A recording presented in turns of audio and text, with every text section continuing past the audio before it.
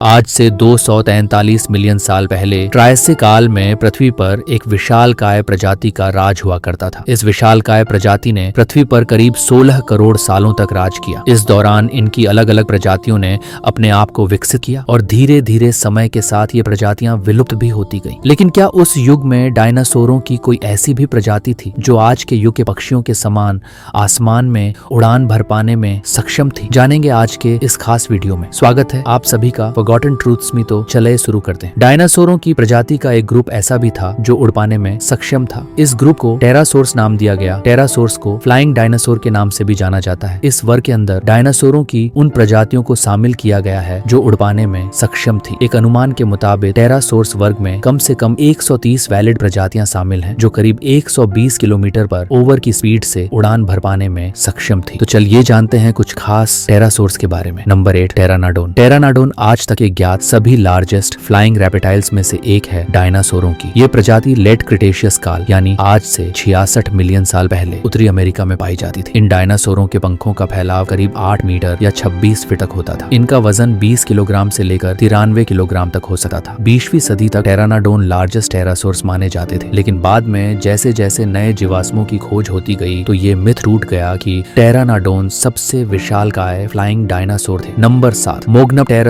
मोग्नपटेरस के जीवाश्म पहली बार 2012 में चाइना से मिले थे। जीवाश्मों के अध्ययन से पता चला कि फ्लाइंग डायनासोर की ये प्रजाति 124 मिलियन साल पहले अस्तित्व में आई थी। मोग्नपटेरस को इनकी लंबी गर्दन और नुकीले जबड़े की वजह से जाना जाता है। इनके जबड़े में कम से कम 62 छोटे बड़े नुकीले दांत पाए जाते थे। इनके विशालकाय सर और गर्दन को देखकर पता चलता है कि इनके पंखों की लंबाई 3 मीटर से 7 मीटर यानी करीबन 7 मीटर 23 फीट तक रही होगी। इनकी यही खूबी इन्हें लार्जेस्ट नोन टेरासोर्स की श्रेणी में शामिल करती थी। नंबर 6, क्लोबर हिंकिस टेरासोर्स। परिवार में ओर्निथोकेरिड वर्ग का अभी तक अज्ञात सबसे बड़ा सदस्य है। फ्लाइंग डायनासोर की ये प्रजाति आज से 140 मिलियन साल पहले इंग्लैंड में पाई जाती थी। इस प्रजाति की सबसे खास बात इनका जबड़ा था जो किसी कटर की तरह आगे से फैला हुआ और पीछे से छोटा होता था। अभी तक मिले जीवाश्मों के अनुसार इन विशालकाय जीवों के पंखों की लंबाई 23 फीट तक हुआ करती थी। नंबर 5, अरम्बोगियानिया। डायनासोर की ये प्रजाति यूनाइटेड स्टेट में पाई जाती थी। अरम्बोगियानिया अपने समय के सबसे विशालकाय जीवों में से एक था। इनकी गर्दन की लंबाई करीब 9.8 फीट तक हुआ करती थी। इसके अलावा इनके पंखों का फैलाव 8 मीटर तक था जो इन्हें एक विशालकाय फ्लाइंग डायनासोर बनाता था। इतने बड़े पंखों के साथ ये हवा में लंबी दूरी की उड़ान भर पाने में सक्षम थे। नंबर 4,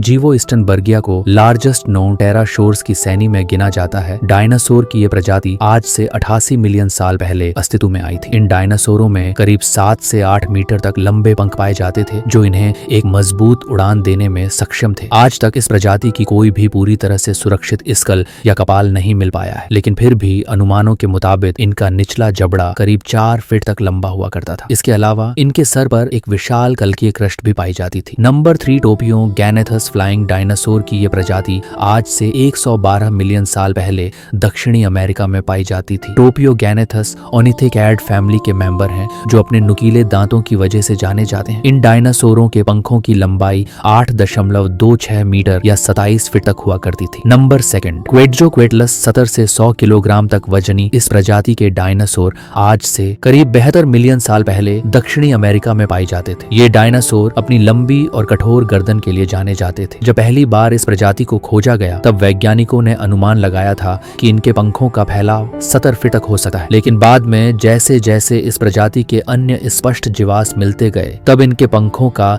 रियल साइज पता चला जो करीब 36 फीट तक लंबे हुआ करते थे। इनकी बनावट को देखकर पहले ये अनुमान लगाया था कि ये डायनासोर समुद्र किनारे मछलियों का शिकार करते होंगे, लेकिन बाद में पता चला कि इस प्रजाति के डायनासोर अक्सर समुद्री इलाकों से 400 किलोमीटर तक दूर पाए जाते थे, इसलिए हो सकता है कि ये छोटे जानवरों और डायनासोरों का भी शिकार करते होंगे। नंबर 1, हेडजीगोप्टेरिक्स आज तक ज्ञात सभी टेरासोर्स में से सबसे बड़े टेरासोर्स हैं। ये डायनासोर आज से 75 मिलियन साल पहले दक्षिणी कोरिया में पाए जाते थे। इनके पंखों का फैलाव 40 फीट तक हुआ करता था। इन डायनासोरों की हाइट आज के यूके जिराफ के बराबर होती थी। ये इतने विशालकाय थे कि इनकी स्कल या कपाल की लंबाई ही 40 फीट तक हुआ करता था, 9.8 फीट तक होती थी। इन डायनासोरों का वजन भी करीब 200 से 285 किलोग्राम के बीच होता था। अपने विशालकाय आकार के कारण ये फ्लाइंग डायनासोर आसानी से दूसरे डायनासोर को अपना शिकार बना लेते थे। अपने बड़े आकार के कारण